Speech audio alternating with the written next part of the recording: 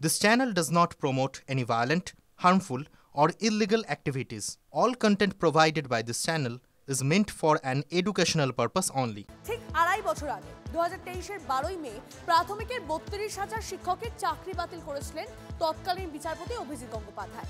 এতদিনে হাঁপ ছেড়ে বাঁচলেন সেই 32,000 শিক্ষক। অভিজিৎ গাঙ্গুলির রায় খারিজ করে কলকাতা হাইকোর্টের ডিভিশন বেঞ্চ বলে দিল চাকরি থাকছে, অর্থাৎ এসএসসি শিক্ষকদের মতো ঢাকি সমেত বিসর্জন হলো না প্রাথমিকে। এবার মামলা সুপ্রিম কোর্টে। একই অভিযোগে পৃথক ফল। অভিযোগ এসএসসি নিয়োগ দুর্নীতি, ফল 2016-র গোটা প্যানেল বাতিল কলকাতা হাইকোর্টের ডিভিশন বেঞ্চের। অভিযোগ প্রাথমিক নিয়োগে দুর্নীতি, ফল 2014-র 32,000 শিক্ষকের চাকরি বাতিলের রায় খারিজ কলকাতা হাইকোর্টের ডিভিশন বেঞ্চের। এসএসসি কেসের থেকে আমাদের কেসটা আলাদা ছিল, যার ফলে আমরা আরো ভালোভাবে জিতে গিয়েছি। কোথায় আলাদা? প্রাথমিক মামলা নিয়ে বিচারপতি তপব্রত চক্রবর্তীর ডিভিশন বেঞ্চ রায় লিখেছে, প্রাতিষ্ঠানিক দুর্নীতি থাকলে গোটা নিয়োগ প্রক্রিয়া বাতিল করা যায়, কিন্তু তথ্য বিশ্লেষণ করে প্রাতিষ্ঠানিক দুর্নীতি পাওয়া যায়নি। কয়েকজন অকৃতকার্যকে গোটা নিয়োগ প্রক্রিয়ায় ক্ষতি করতে দেওয়া যায় না। এতে নির্দোষ শিক্ষকরা অসম্মানিত হতে পারেন, কলঙ্কিত হতে পারেন। ফৌজদারি মামলার ভিত্তিতে শিক্ষকদের চাকরি বাতিল করা যায় না। এক নম্বর রিজন বলেছে যে সিঙ্গেল বেঞ্চ যে বলেছিল করাপশন হয়েছে, সেখানে করাপশনের কোনো প্রমাণ এখানে দেখাতে পারেনি কেউ। দু নম্বর হয়েছে যা যা প্রিডিং ছিল সেই প্রিডিং এর বাইরে চলে গেছে। আমরা দেখাতে পেরেছি যে কোনো প্রাতিষ্ঠানিক দুর্নীতি তো নেই এবং অ্যাপটিটিউড টেস্ট, ইন্টারভিউ সমস্ত নিয়ম মাফিক হয়েছে। তদন্তকারী সংস্থা সিবিআই যে নিখুঁত তথ্য প্রমাণ তুলে ধরতে পারেনি, তারই প্রতিফলন এই রায়। আদালত বলেছে শিক্ষকরা দুর্নীতিতে যুক্ত ছিলেন, তদন্তকারী সংস্থা প্রমাণ করতে পারেনি। 264 জন শিক্ষকের নিয়োগে অনিয়ম দেখিয়েছে সিবিআই তদন্ত।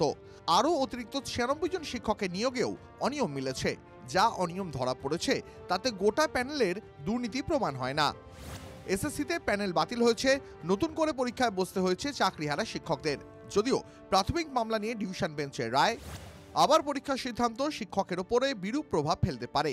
আবার পরীক্ষা হলে ফেয়ার প্লে সুনিশ্চিত হবে না। 9 বছর পর চাকরি কেড়ে নিলে শিক্ষকরা বিরাট সমস্যার মুখে পড়বেন। পরিবার নিয়ে বেঁচে থাকাই কঠিন হয়ে দাঁড়াবে। একটা স্তর 32,000 বাংলার ভাই বোনদের, শিক্ষকদের চাকরি সুরক্ষিত রাখলো। আরেকটা স্তর, দ্বিতীয় স্তর, যেটা দেখা যাচ্ছে না, সেটা হচ্ছে ছত্রে ছত্রে সিঙ্গেল বেঞ্চের রায়কে সমালোচনা করলো, ছত্রে ছত্রে এসএসসির রায়কে সমালোচনা করলো। 2014 টেটে পাশ করলেও যারা চাকরি পাননি তারা তাকিয়েছিলেন হাইকোর্টের দিকে। ডিভিশন বেঞ্চের এই রায়ে হতাশ বঞ্চিত চাকরি প্রার্থীরা। অনিয়ম বেনিয়ম তার এমনি হয়নি, সেখানে আর্থিক লেনদেন হয়েছে, যে কারণে কিনা আজকে প্রাথমিক শিক্ষা পর্ষদের মানিক ভট্টাচার্য আর এই শিক্ষামন্ত্রী তারা জেল কাস্টডি থেকে বেলে আছে। এখন আমাদের মতো ক্যান্ডিডেটরা আমরা মাঠে পড়ে থাকলাম। আমরা পাশ করেও, আমরা টেট কোয়ালিফাইড হয়েও, আমরা ইন্টারভিউ দিয়েও আমরা কিন্তু নিয়োগটা পেলাম না। রায় খুশি 32,000-এর দলে থাকা প্রাথমিক শিক্ষকরা। কাল থেকে আমরা নিদাগ হয়ে আমরা স্কুলে যাব। আমাদের যেন আজকে 2 বছর পর হয়তো আমরা আজকে রাত্রিবেলায় ভালো করে ঘুমোবো। কদিন নিশ্চিন্ত থাকতে পারবেন? এবার উত্তর মিলবে সুপ্রিম কোর্টে। হাইকোর্টের রায়কে চ্যালেঞ্জ করে শীর্ষ আদালতে মামলা করতে চলেছেন আইনজীবী তরুণ জ্যোতি তিওয়ারি। রায় পাস করার পরে আমরা বলেছিলাম যখন স্টে করার জন্য, মাননীয় বিচারপতি স্টে করেনি, তবে এটার কাছে সুপ্রিম কোর্টে এসএলপি ফাইল হবে। আমি আবার বলছি, ইনভেস্টিগেশন চলবে। সিঙ্গেল বেঞ্চে যে ম্যাটারগুলো ছিল সেগুলো পেন্ডিং আছে, সিঙ্গেল বেঞ্চের ম্যাটারগুলোও চলবে এবং এটা আলটিমেটলি ডিসাইড হবে সুপ্রিম কোর্ট। স্বস্তি তাই আপাতত।